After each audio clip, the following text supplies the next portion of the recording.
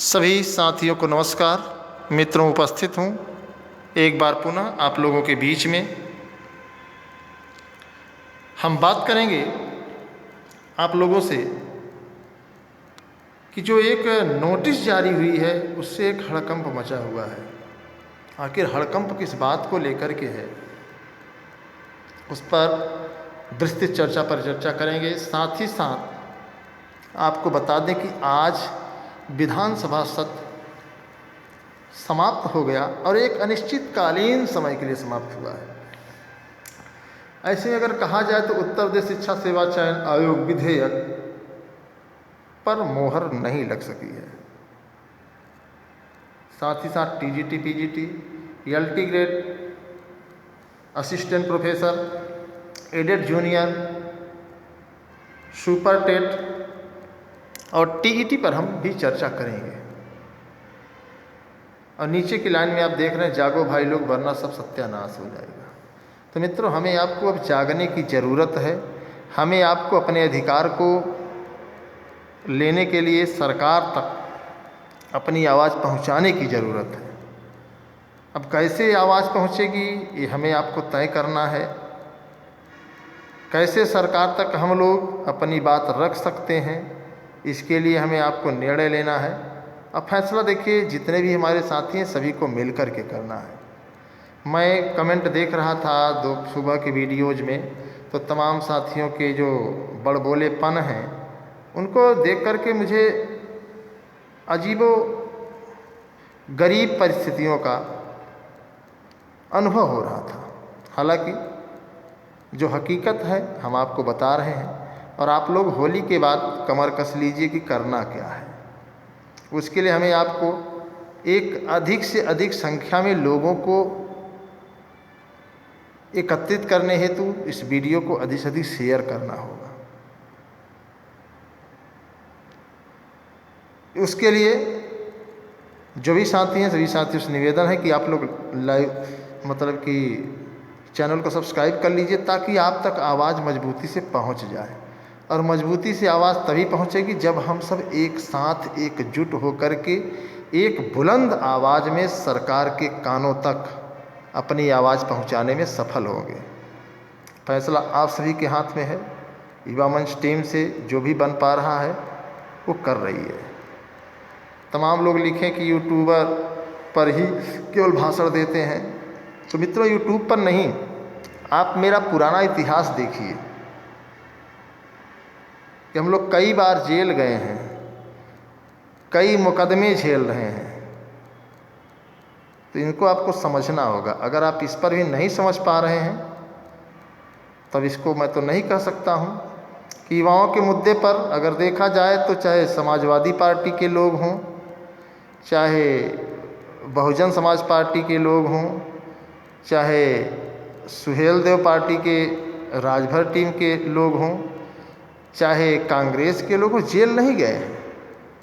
युवा मंच टीम ही युवाओं के रोजगार के सवाल पर एक मजबूत संघर्ष करती है। और मैं चाहूँगा कि आप लोग भी थोड़ा सा अगर अपना सहयोग, अपना योगदान दे दें तो निश्चित तौर पर सरकार से हम लोग सवाल जवाब कर सकते हैं, और ये करना पड़ेगा। और बार बार उस लाइन को मैं दोहराता रहता हूँ कि लगेगी आग तो जाएगी उस दस तक, इस गली में सिर्फ मेरा मकान थोड़े ना है। तो मित्रों, अगर नुकसान होगा तो सबका होगा, उसमें मैं भी रहूँगा, ऐसा नहीं है। तो हमें आपको तय करना है, उसके बाद हम चर्चा करते हैं आखिर वो ऐसी नोटिस कौन सी है जो हड़कंप मच गया है नौजवानों में। तो पूरी नोटिस पढ़ कर के हम आपको बताएंगे। जैसा कि स्क्रीन पर आप सब देख रहे हैं, अपर मुख्य सचिव, प्रमुख सचिव, उच्च शिक्षा विभाग, उत्तर प्रदेश शासन को एक पत्र भेजा गया है। और किसके द्वारा भेजा गया है अभी ये अप्रत्याशित है, अभी जानकारी नहीं है किसके द्वारा भेजा गया है। मामला क्या है? उत्तर प्रदेश शिक्षा सेवा चयन आयोग विधेयक 2023, उत्तर प्रदेश शिक्षा सेवा चयन आयोग नियमावली 2023 के संबंध में मैं मेन प्रमुख बातें बता दे रहा हूँ। तमाम लोग आपको गुमराह भी कर रहे होंगे। दिनांक 3 जनवरी 2023 को माननीय मुख्यमंत्री जी के द्वारा निर्देश उत्तर प्रदेश शिक्षा सेवा चयन आयोग का गठन प्रस्तावित है। उत्तर प्रदेश शिक्षा सेवा चयन आयोग के गठन हेतु आप समझिए कि दिनांक 3 जनवरी 2023 को बात समझिए यहाँ पर मामला क्या है। दिनांक 3 जनवरी 2023 को माननीय मुख्यमंत्री जी के निर्देशानुसार उत्तर प्रदेश शिक्षा सेवा चयन आयोग का गठन प्रस्तावित है। अर्थात 3 जनवरी को प्रस्तावित था। उत्तर प्रदेश शिक्षा सेवा चयन आयोग के गठन हेतु उत्तर प्रदेश शिक्षा सेवा चयन आयोग विधेयक 2023 विधानमंडल में प्रस्तुत किया जाना है। कहने का मतलब कि इसको विधान मंडल में प्रस्तुत करना था। 23 तारीख को मुख्यमंत्री जी की मीटिंग, गठन प्रस्तावित था करने का, और इसको गठित करके जो है आपको बता दें कि विधानमंडल में प्रस्तुत करना था, जिसके संबंध में कुछ बिंदु हैं, ध्यान आकर्षित करवाना चाहता हूं। कृपया आयोग से संबंधित विधेयक नियमावली का प्रारूप निर्धारित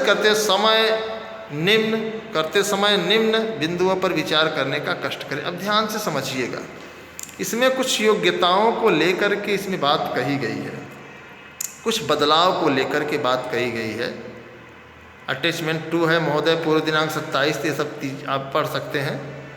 नीचे देखिए, अतः कृपया उत्तर प्रदेश शिक्षा सेवा चयन आयोग विधेयक अशासकीय सहायता प्राप्त माध्यमिक विद्यालयों में उत्तर प्रदेश शिक्षा सेवा चयन आयोग द्वारा चयनित शिक्षकों के लिए ही अनुशासनात्मक कार्रवाई हेतु उत्तर प्रदेश शिक्षा सेवा चयन आयोग के पूर्वानुमोदन की धारा जोड़ी जाए।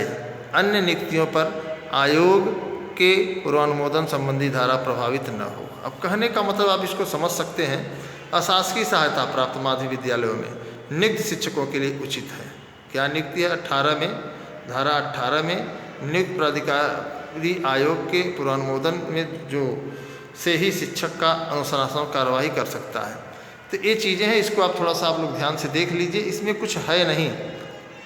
बिंदु दूसरा भी देख लीजिए आप, उत्तर प्रदेश शिक्षा सेवा चयन आयोग विधेयक 2023, उत्तर प्रदेश शिक्षा सेवा चयन आयोग नियमावली 2023, अशासकीय सहायता प्राप्त माध्यमिक विद्यालयों की पदोन्नति की व्यवस्था का प्रावधान करने के लिए। तो पदोन्नति के लिए क्या क्या क्राइटेरिया होनी चाहिए उसके लिए है, इसको आप लोग थोड़ा समझ लीजिए कि पदोन्नति कैसे की जाएगी। अशासकीय सहायता प्राप्त माध्यमिक विद्यालयों में कार्य शिक्षकों की सीधी भर्ती और पदोन्नति प्रक्रिया चयन बोर्ड चयन आयोग की नियमावली के नियमानुसार होती है।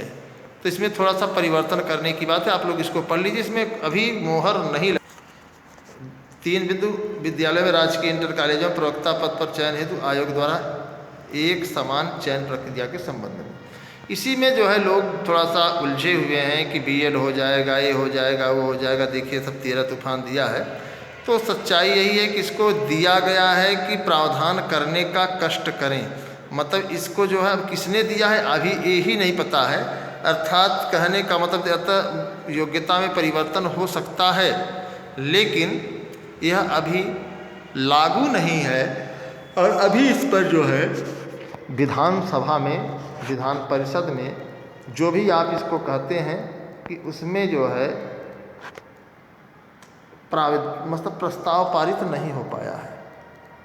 तो अब सवाल इस बात का उठता है कि आखिर जब इस पर प्रस्ताव ही नहीं है तो आखिर इतना बवाल क्यों।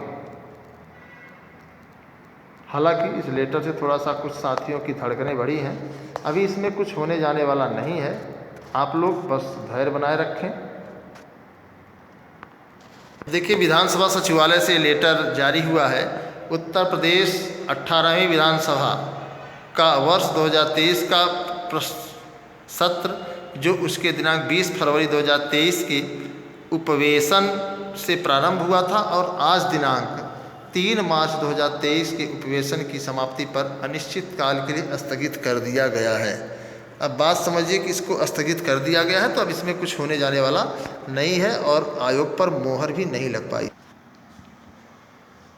साथ ही हम बात करेंगे मित्रों बहुत स्पष्ट रूप से आप लोगों के बीच में कि जो टीजीटी परीक्षा है अब इस पे एक समय लग सकता है। एलटी ग्रेड जो विज्ञापन है इसमें भी समय लग सकता है।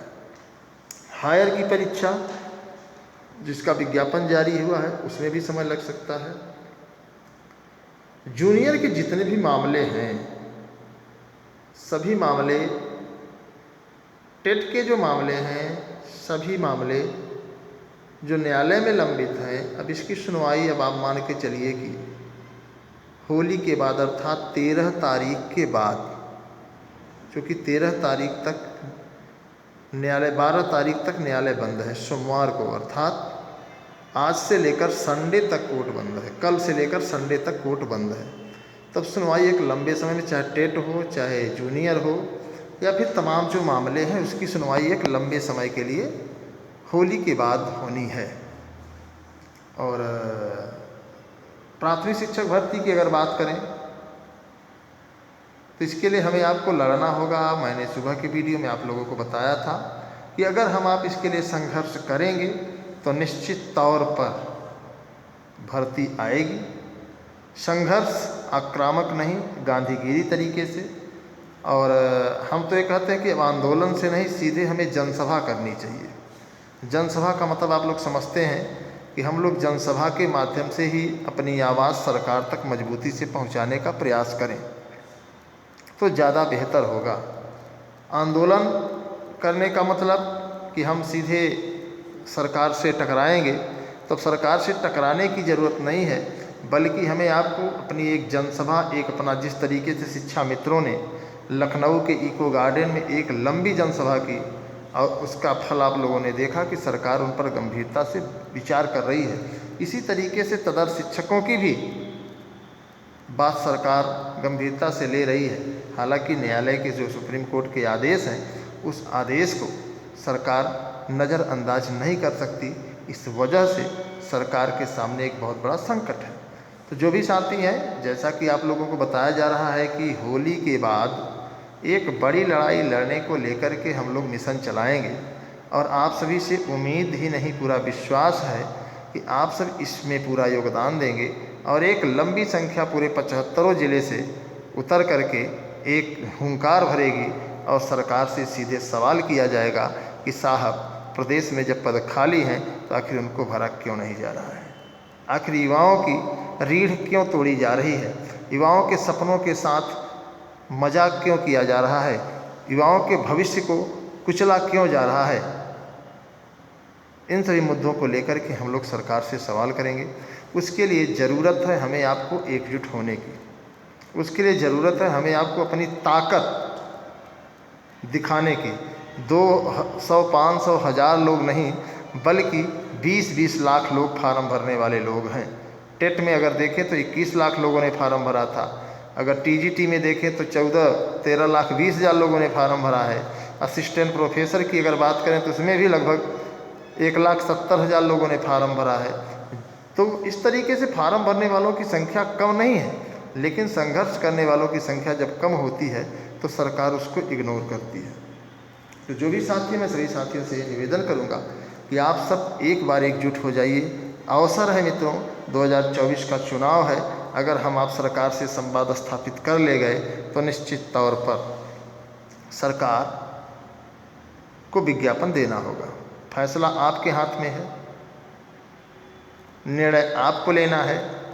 शांतिपूर्ण तरीके से हम अपनी आवाज़ सरकार तक कैसे रखेंगे, इसको लेकर के होली के बाद हम लोग एक लंबी उद्घोषणा करेंगे और संघर्ष का अंजाम सुखद होगा, यह उम्मीद है।